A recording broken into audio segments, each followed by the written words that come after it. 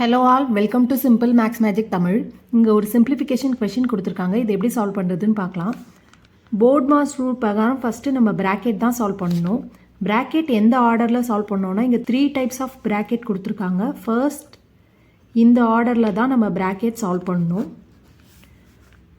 3 + 4, 4 - 13 minus இங்கே 7 + 2 9, 9 × 4 36. அப்போ -36 + 6 + 9. 13 - 36 + 6. இதை நம்ம ஆட் பண்ணும்போது -17 வரும். Minus into minus plus. அப்போ 3 + 4, 4 + 17 + 9. இதை நம்ம ஆட் பண்ணலாம். ஆட் பண்ணும்போது 30 வரும். 4 × 30 120.